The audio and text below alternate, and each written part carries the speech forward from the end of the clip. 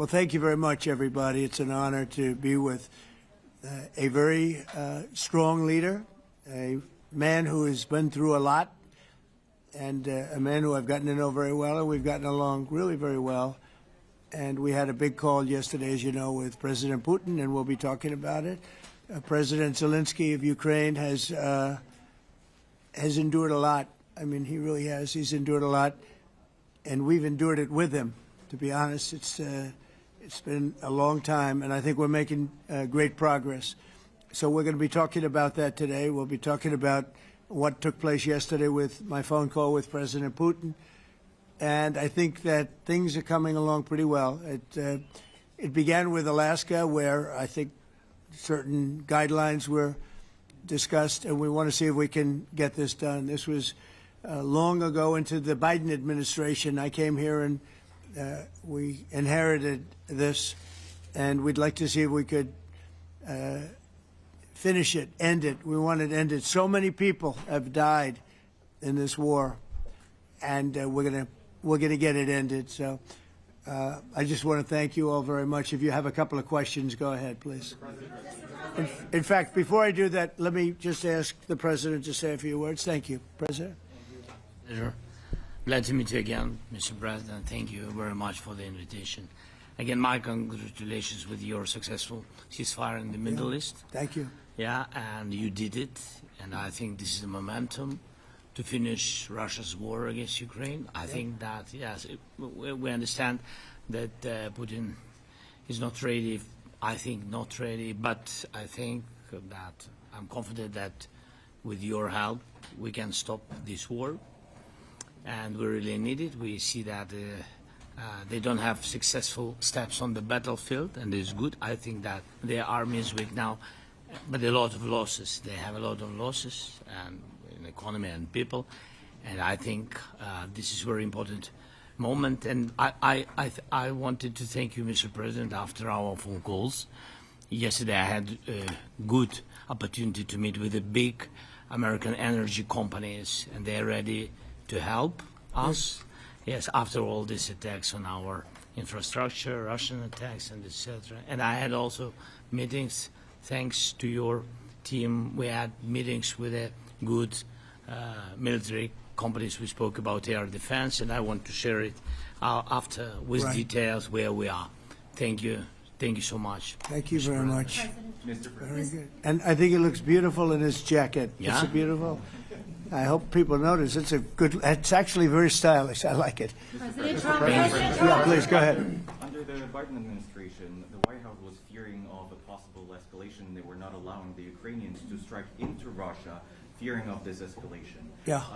Would your administration allow Ukrainians to strike deep into Russia? We're going to be talking about that. That's something we'll be talking about.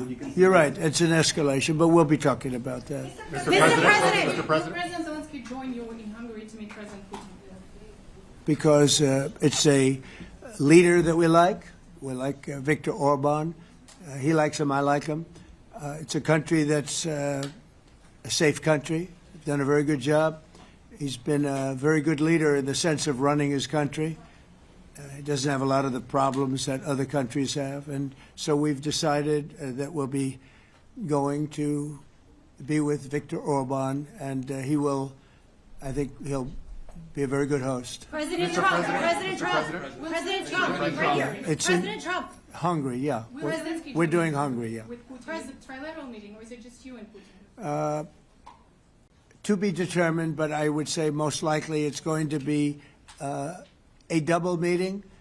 It'll be a double meeting, but we will have the President, Zelensky, in touch. There's a lot of bad blood with the two presidents, and I'm not speaking out of turn when I say it. It's a very difficult situation. You know, we just settled the war, and after thousands of years, I guess. People say anywhere from 500 to 3,000 years, and I was in rooms, as you saw, because you were with me, a lot of you were with me last week, with leaders that didn't like each other, but they were able to get along.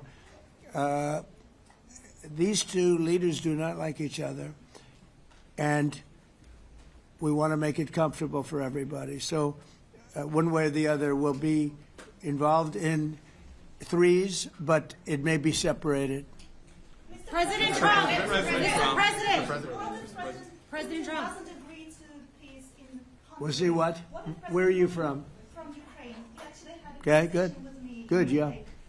What if President Putin doesn't agree to peace in Hungary? What do you do then?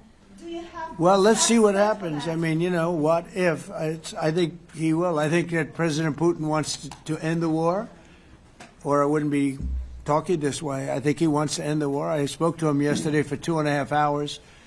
We went through a lot of details. He wants to get it ended. I think that President Zelensky wants to get it ended. Now we have to get it done. President Trump. President Trump. Kara Castronova from Lindell TV. And although I love asking you questions, today my question is for President Zelensky of Sure. Ukraine. Go ahead, please. Thank you. Our President Zelensky, President Trump, just brokered a peace deal in the Middle East that all Americans, both sides of the aisle, are very proud of. But to meet that deal, both sides had to make concessions. Our president has stuck out his neck in many ways to make a peace deal for your war as well. What specific concessions are you willing to make to end this war with Russia? Will you give up joining NATO? Americans have foreign war fatigue, and our president, as he said, we need our Tomahawks too. To me. Yes, you, Okay. President Zelensky. Thank you What very much. concessions will you That's some question, right? So many Thank questions you. in one. Thank you very much for your question. First of all, I think we need to sit and speak. The second point, we need ceasefire. Even now, you see in the Middle East, it's very difficult to hold ceasefire. Everywhere, in every war, it's very difficult. We want peace. Putin doesn't want. That's why we need pressure on him. We will speak with President today what we need. We understand what we need to push Putin to negotiation table. And as I said previously, so we are ready to speak in any kind of format, bilateral, trilateral, doesn't matter. Matter just peace. This is important.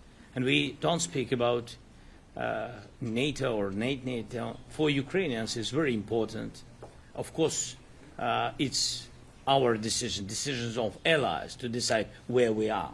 But are you willing to give up Yes, but joining the NATO? most important thing for people in Ukraine, which are under each day's attacks, to have really strong security guarantees. NATO is the best, but weapon is very important. Allies on our side is very important. And between us, for us, bilateral security guarantees between me and President Trump is very important.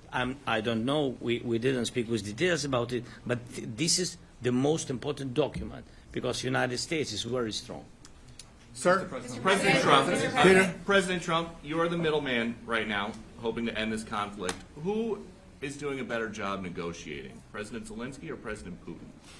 I think they're both doing a great job in that sense. We have to get it done.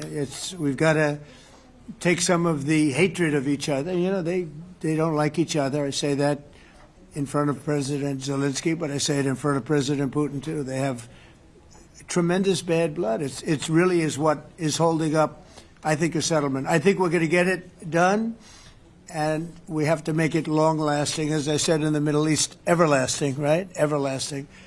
And the Middle East is a much more complicated situation. You know, we had 59 countries involved, and every one of them agreed. And it's, you know, it's sort of amazing. Most people didn't think that was doable. This is going to be something I really believe that's going to get done. I had a very good talk yesterday with President Putin. I think he wants to get it done. And President Peter? Zelensky, right behind you. When we were in Israel with President Trump earlier in the week, we heard a lot about the difference in diplomacy between President Trump and President Joe Biden before him. What do you see as the biggest difference in diplomacy between President Trump and President Biden? President Trump has a big chance now to finish this war. President Biden now is not the president, so he doesn't have a chance to finish this war. And President Trump is really showed for the world that he can manage ceasefire in the Middle East, and that's why I hope that he will do this, and we will also have such big success. For Ukraine, it's a big chance, and I hope that President Trump can manage it. I would say the biggest difference is one is extremely competent and the other one is grossly incompetent. Mr. President.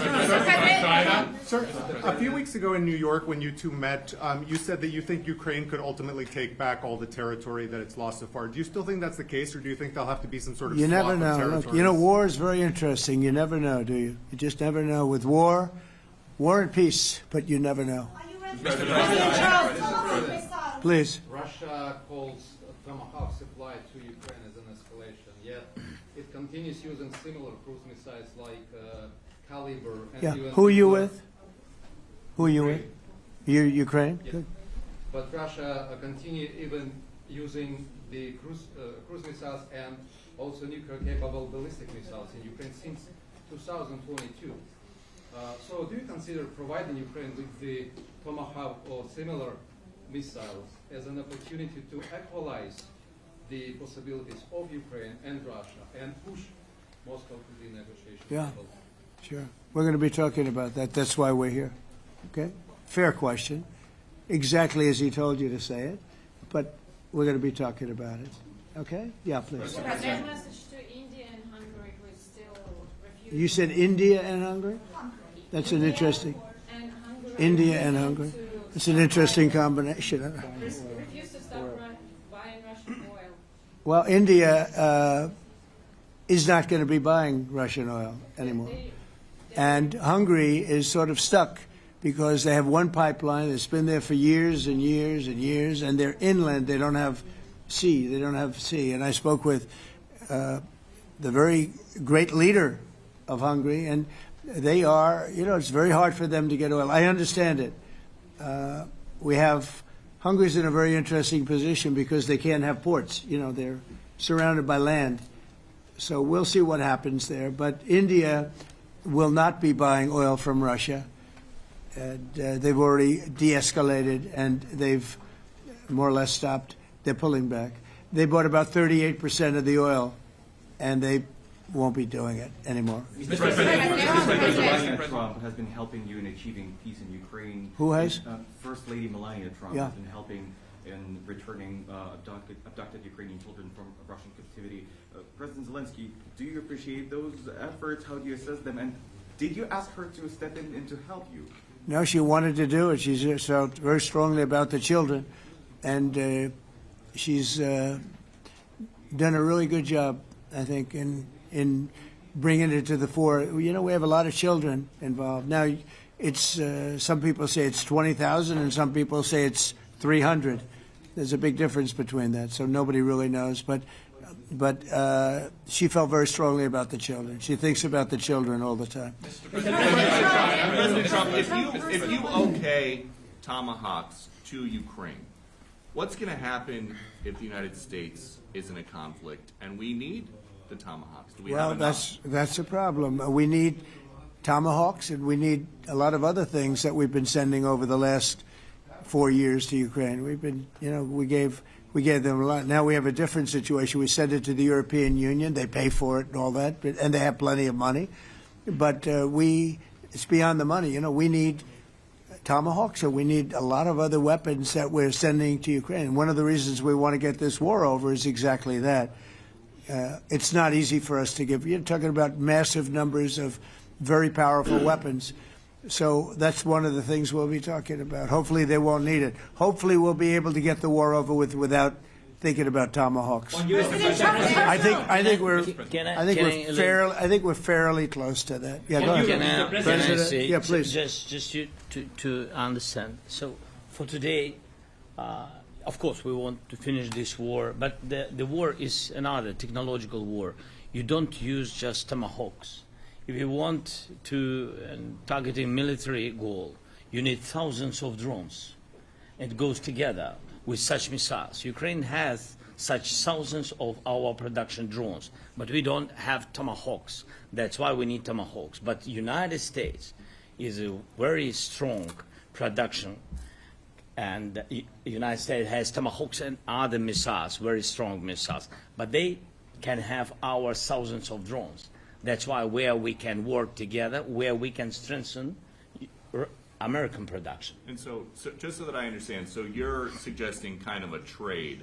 If President Trump okays Tomahawk missiles to help you launch Yes, deep it's into about Russia, military goals. It's you only would about let- military goals. Right, but then you would authorize some kind of an exchange where Yes, of course. the U.S. gets Yes, we have Ukrainian- proposition. Yeah, And we have big proposition President- with our drones. President Trump, I don't mean to be brokering an arms deal here, but is that something that you would be interested in, Ukrainian drones?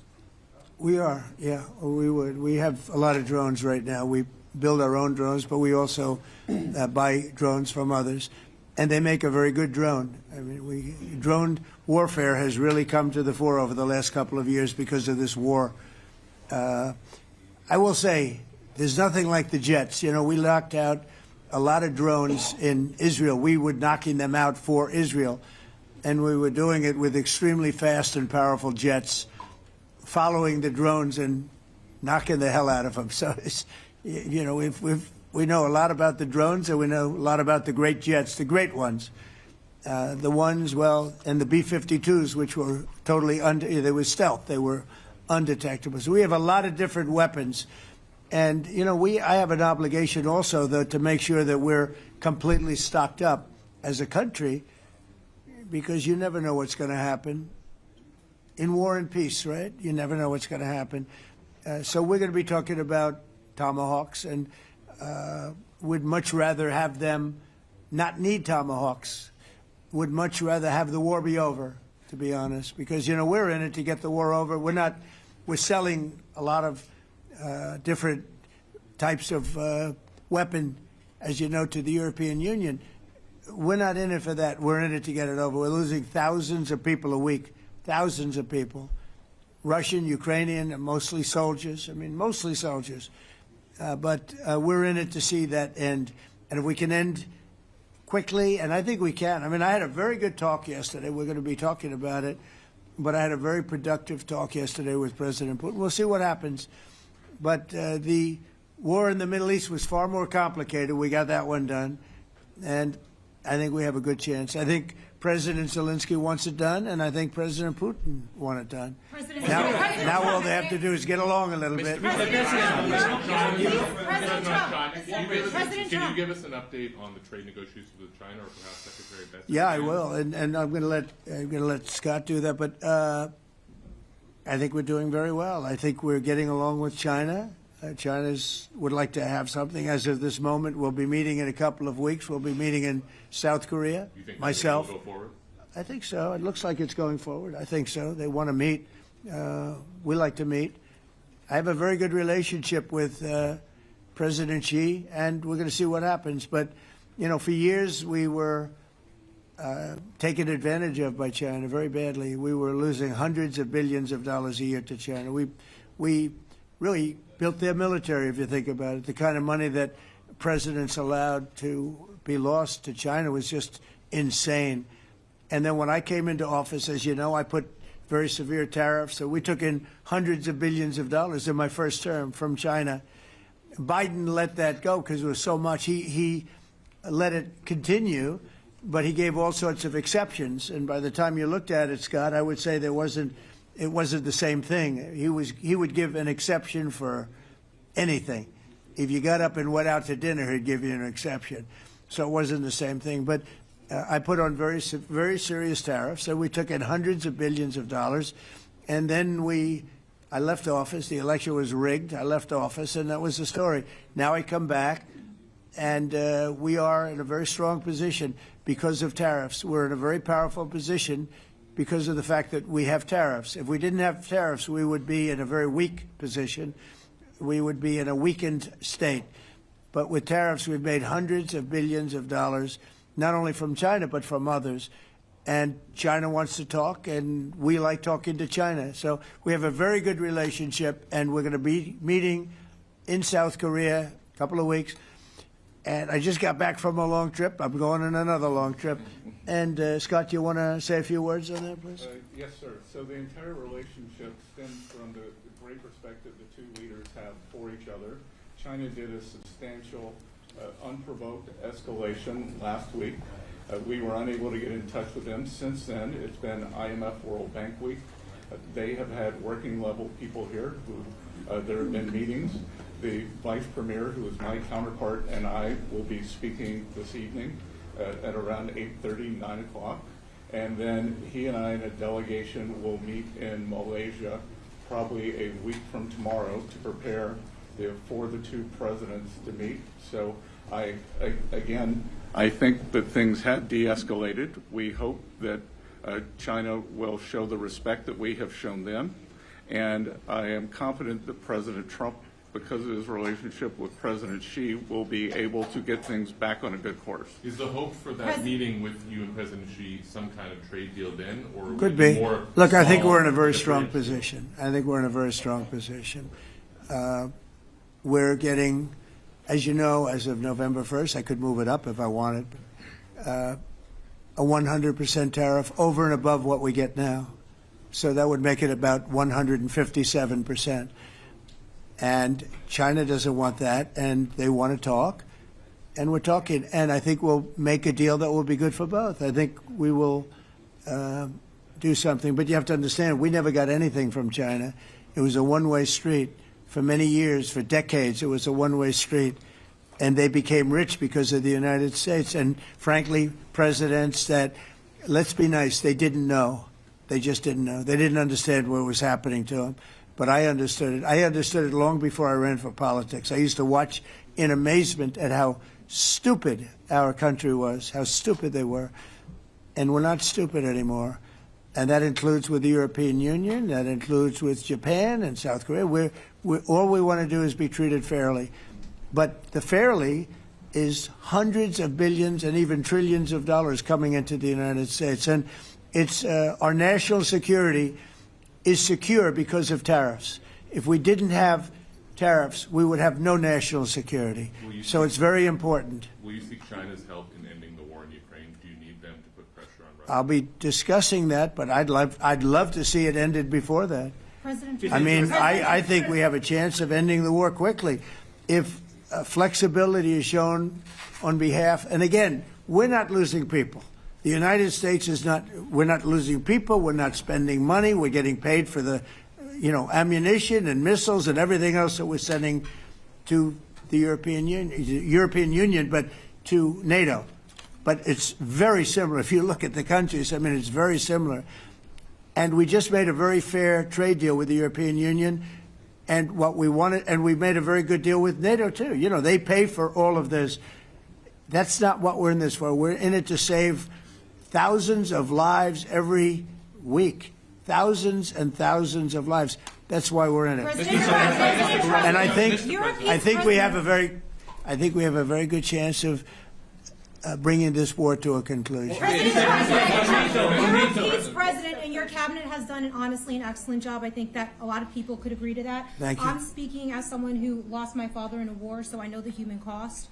What would your advice be to American leaders, to world leaders, to neocons, to TV hosts who often speak about conflict in abstract or strategic terms rather than the human cost and the human terms? Look, my only statement is we have to get together. It's a very small group of people.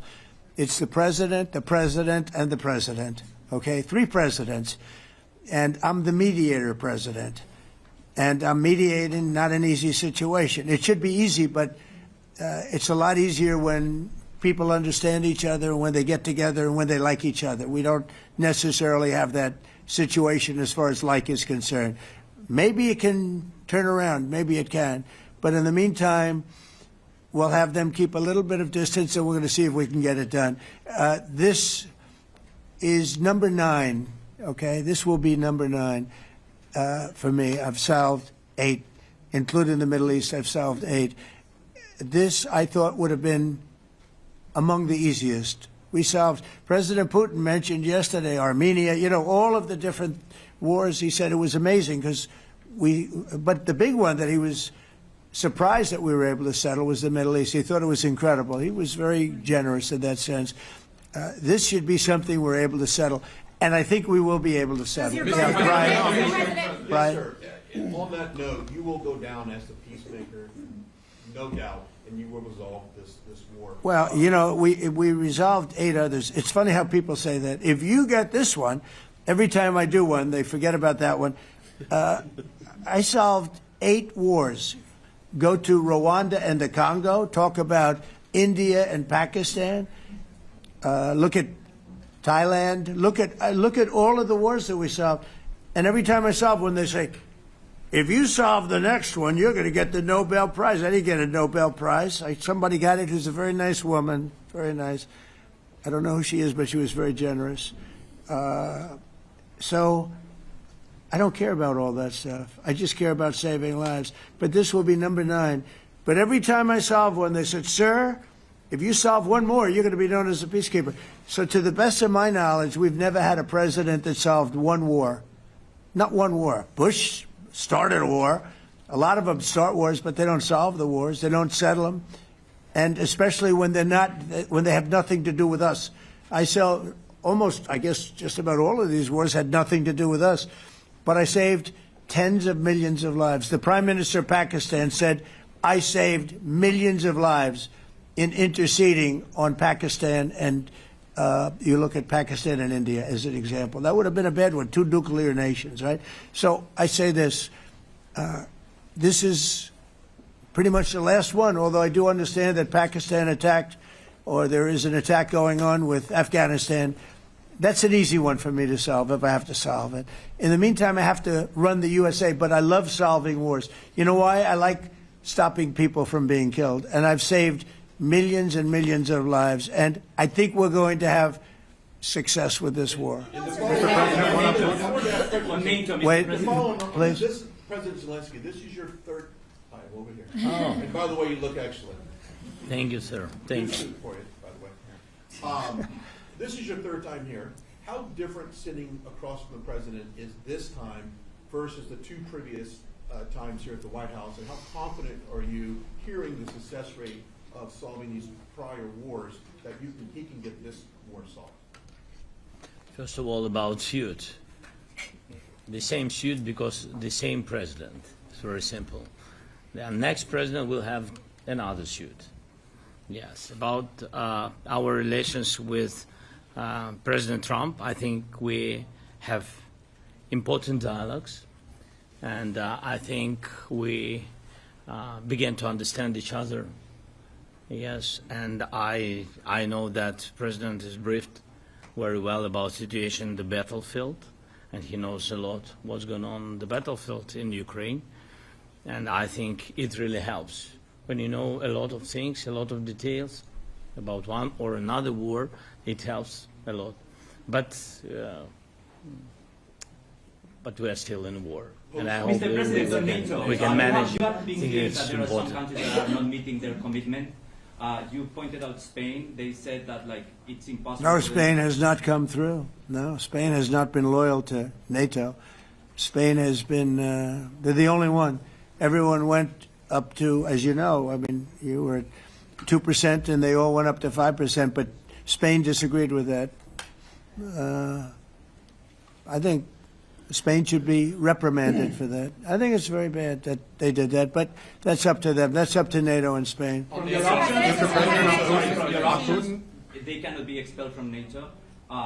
Can they or not? They cannot, according to the treaty, but they also claim that they are protected by the European Union umbrella for trade. Well, the other people, many of the other countries are in the European Union too. They're not complaining, right? President Zelensky tell you that Putin is serious. That's of interest. Mr. President. They're protected by Yeah, please go ahead. Thank you, Mr. President.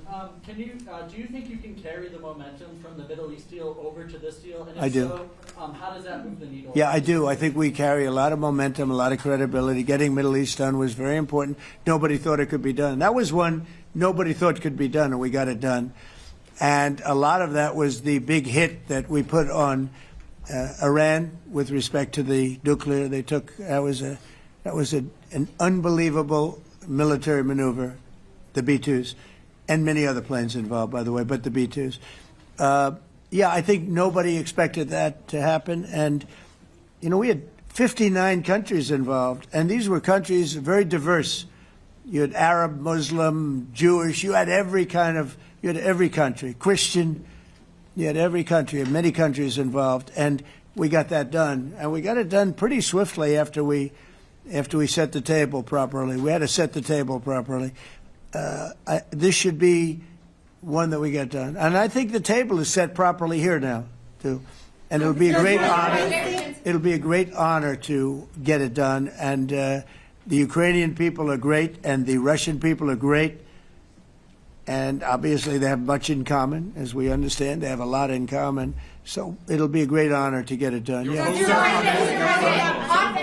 Venezuela, there are survivors from your latest boat strike. What happens to those survivors? Well, I'll ask Marco to discuss that possibly. Yeah, it's well known there's an ongoing narco-terrorist operation the United States has been conducting. As far as details of any recent strikes, we're not prepared here to announce all those details, but you'll get that information here very shortly. And how are there survivors when these are meant to be lethal attacks? Yeah, again, I mean, we're undertaking these operations against narco-terrorists. That's what these are. These are terrorists. Let's be clear. And but as far as the details of any recent operations, when we are prepared to announce those, we will, as the president has consistently done. So you may get something on that later today. Let me ask you, that was in a submarine, right? We attacked a submarine, and that was a drug-carrying submarine built specifically for the transportation of massive amounts of drugs, just so you understand. This was not an innocent group of people. I don't know too many people that have submarines, and that was an attack on a drug-carrying, loaded-up submarine. Yeah. On Putin, is it your belief, as Mr. Zelensky said yesterday, that the threat of tomahawks and costs, as Secretary Hicks had put it, is that bringing him to the table, the fact that it's kind of a carrot and stick? I don't know what's bringing him to I think he wants to make a deal, that's all. I can't tell you what's bringing him. Sure, that's the threat of that is good, but the threat of that is always there. Tomahawks are very dangerous weapons. They're incredible weapons. If you like warfare, it's one of the most accurate. You know, we hit 30 Tomahawks in Iran after the B-2s did their damage. We sort of gave it a little capper with 30 Tomahawks from a submarine, quite far away actually. But they're an amazing weapon. They're a very powerful weapon, but they're a very dangerous weapon. And it could mean big, escalation. It could mean a lot of bad things can happen. Tomahawks are a big deal. But one thing I have to say, we want Tomahawks also. We don't want to be giving away things that we need to protect our country. We have a very strong country right now. We have a strong military. We have the greatest military in the world. We have the greatest weapons in the world. I want to get this war over. Okay? Putin-Trump tunnel to connect Russia and Alaska. Are you interested? I just heard about it. A tunnel from Russia to Alaska. I just heard about that one. That's an interesting one. We'll have to think about that.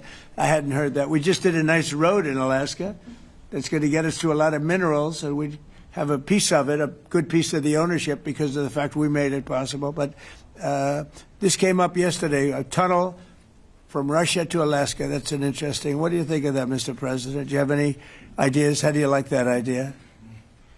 I'm not happy with this. I don't think you're going to like it. I don't think he liked it. I don't think he liked it. President Trump, do you think that Vladimir Putin, do you think that Putin is your gut instinct? Well, we had a senator that wanted, remember, from Hawaii, she wanted a tunnel from the mainland to Hawaii, and she said, well, we can't do that, so we're going to build a railroad to Hawaii. Do you remember? She's a current sitting senator, a Democrat. She wants a railroad to go to Hawaii, right? You know who that is, right? She's another. She's another beauty. President Trump, your gut instinct. Yeah, please. On your meeting with Putin, aren't you concerned that maybe the Russian president is trying to buy himself more time? Yeah, I am. But you know, I've been played all my life by the best of them, and I came out really well. So it's possible. Yeah, a little time. Is your gut instinct? It's all right. But I think that I'm pretty good at this stuff. I think that he wants to make a deal. I made 8 of them. I'm going to make a 9th. I think he wants to make a deal. Do you consider Russia to be a paper tiger? Do you think, judging by the state of its economy, Well, I think that he should have won the war in a week. Yeah, I do think. And if we didn't give the anti-tank missiles, as you know, the javelins they call them, They got stuck in the mud. They would have been in Kiev very quickly. They were heading to Kiev. So, you know, in war, you have a lot of luck, too. You know, people, weather has won war, and the cold and the heat, and all things take place in war. But that was a very interesting moment when the tanks started rolling, and some brilliant general said, let's go through the mud instead of going down the highway, right? So they got a little bit lucky. But you know where they really got lucky? I gave javelins. That wasn't given by Barack Hussein Obama. He gave them sheets. You know, there's a statement. Obama gave them sheets, and I gave them the javelins. And the javelins are a devastating weapon. And that wasn't given by Obama. That was given by Trump, because at the time it was Obama. That was given by me. So it was like one of those things. And you had hundreds of them. They're a devastating weapon. We have a lot of devastating weapons. I'd rather not use them. But that was a big moment. You know, when the tanks got stuck, they got stuck. And call it luck or call it talent. I'm not sure what you'd call it, but it was a big moment in time. Do you think Democrats will give you credit? Do you think Democrats will give you credit when you finally end this war, like they did with the war in the Middle East? And I think right now the Democrats are really damaged, mentally damaged. They want to take $1.5 trillion with a T, $1 trillion, and give it to people that invaded our country. They came into our country illegally, from prisons, from mental institutions, gang members. They want to give them health care and take it away from our citizens. We're not going to do that. $1.5 trillion. They want to destroy. They want to destroy our health care system. We're not going to let that happen. Have you authorized CIA operations in Venezuela as part of? Well, I wouldn't say that, but some interesting things are happening around the world. I'll say that. Mr. President, it has been reported that Maduro offered everything in his country, all the natural resources. He even recorded a message to you in English recently, offering mediation. What should we do in order to stop that? He has offered everything. He's offered everything. You're right. You know why? Because he doesn't want to work around with the United States. Thank you, everybody. Thank you. Thank you, everybody. Thank you, guys. Thanks, guys. Let's go. Subscribe to One India and never miss an update. Download the One India app now.